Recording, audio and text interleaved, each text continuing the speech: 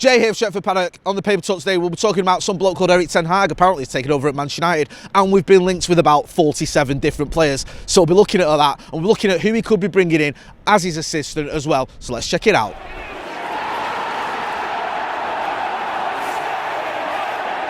Jay here, Stretford, Paddock. This is the Paper Talk. As you can see, I'm outside Old Trafford, where it's pretty mild, to be honest with you, but the sun is shining because we're about to embark on Erik Ten Hag's revolution. Of course, most of the stories this morning focusing on United making it official, the worst kept secret in football. Erik Ten Hag joins Manchester United as manager, not just yet, not quite yet, he joins in the summer, but it was announced officially by the club yesterday. So a lot of the stories have been focusing on the reaction from various quarters, also a few stories regarding transfer targets, behind the scenes, what's happening, and also who he could be bringing in to his backroom staff. So we'll get into all that because there's loads of stories to get through regarding the appointment of Erik Ten Hag and what that means for the future of Manchester United Football Club. First of all, though, I'm going to start with some positive news. Cristiano Ronaldo posted on his Instagram last night about being back at home with his family following obviously the loss, the tragic loss of his baby son, twin. His little girl is now back home with his partner Gio, and he just put an Instagram post on that said, "Home sweet home, Gio and our baby girl are finally together with us.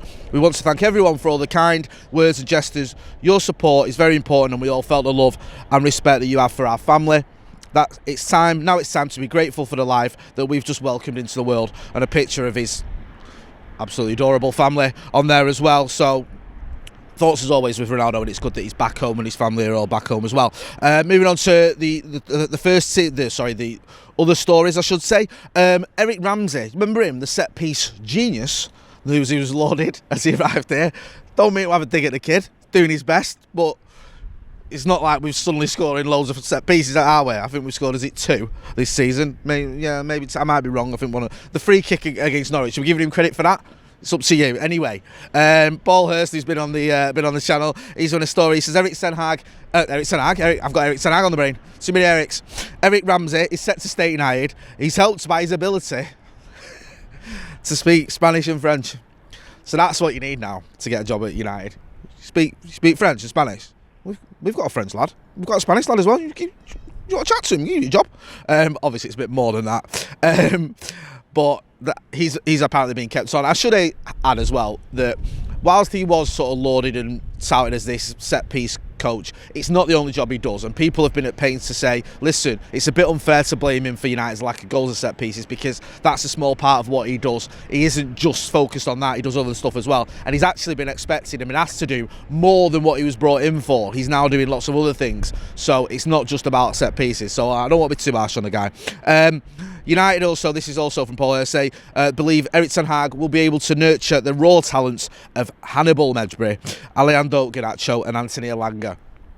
Hannibal with that little cameo against Liverpool, of course. Garnacho's having an absolute storming season for the academy. Don't forget they're in the FA Youth Cup final on May the 11th against Nottingham Forest. We'll be here, and I hope you will be too. If you can, or watching it wherever you can watch it.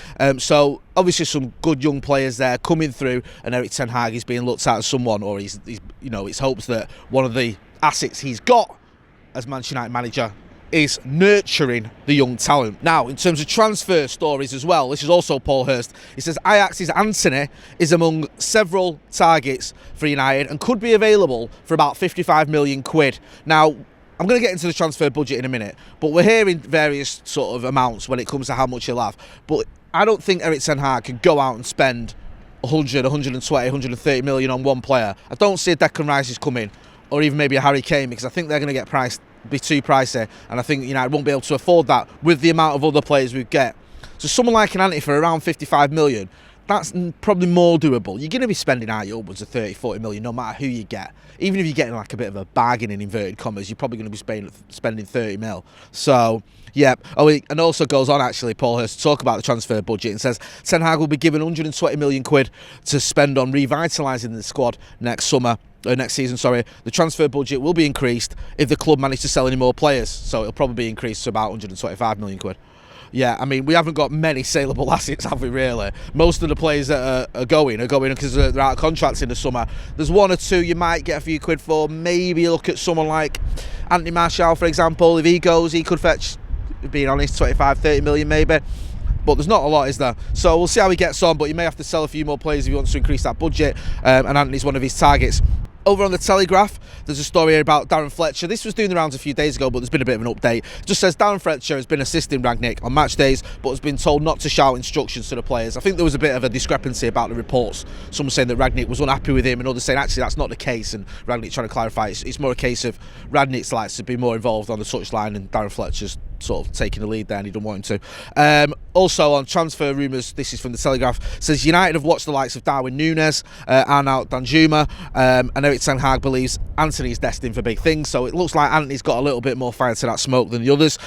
United believe Declan Rice has the characteristics they need in midfield, but will not entertain West Ham's 150 million quid price tag.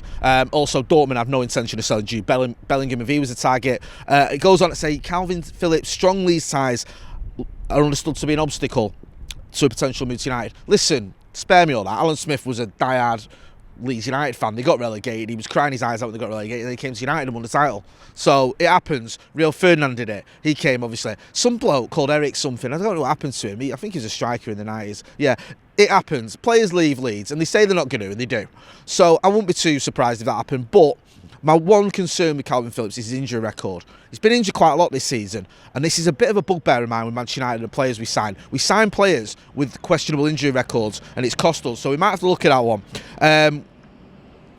Also, on the Erik Ten Hag backroom staff front, there's quite a few stories doing this.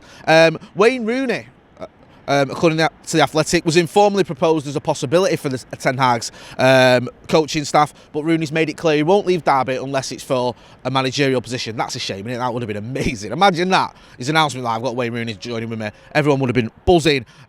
Also, going on the front about all the talk or the news about how Erik Ten Hag came here, it seems that Mauricio Pochettino, his representative, did hold talks with United over a possible contract, but it didn't happen. I'm going to move on quickly because there's a few more stories to get through, and it's just like there's so many I don't know where to start to be honest with you.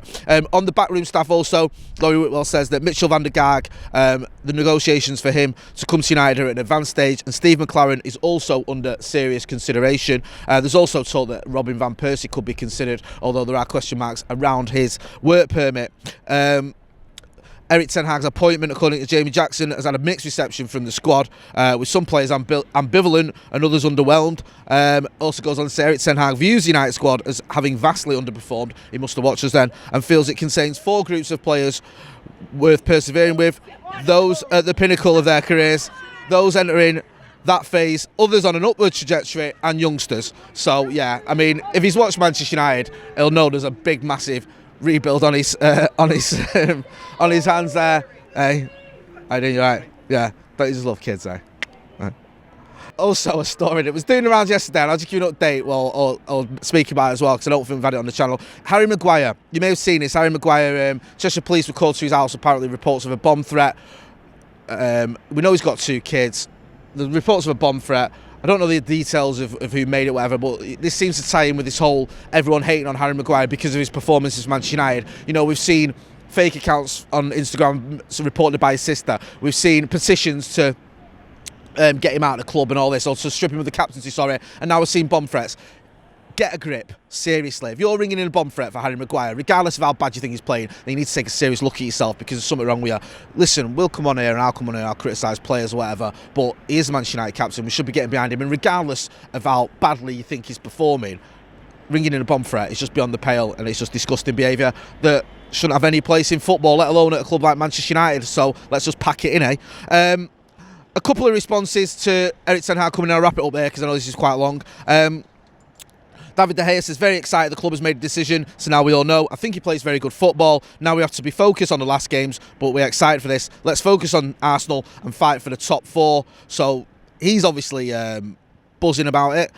Fred's spoken about it as well. He said the new manager's job will not just take one day to the next, it will take time. We will have pre-season, it won't be easy. A new style that we can adapt to. We need to meet our objectives on this season, of course, too. So that's what the players are saying about it. Some of them are ambivalent, some of them are spoken out. Obviously, you know, the likes of Fred and De Gea, you think they'd have a future here under Erik Ten Hag. I know there might be question marks about whether he's going to use De Gea or a more progressive keeper from the back or whatever, but Fred's done quite well, under Ralph Rangnick. De Gea's done well as well, so you think those two would be relatively safe. Don't know about anyone else. It could be getting rid of quite a few players, and there's a few set to leave. So Erik Ten Hag is going to be the new manager. There's loads of transfer rumours, loads of stories about players who he might keep and might not. We'll have any update as he come in, as always. Make sure you are hitting like, share and subscribe to the channel. I'm Motty, outside Old Trafford. Thanks for watching.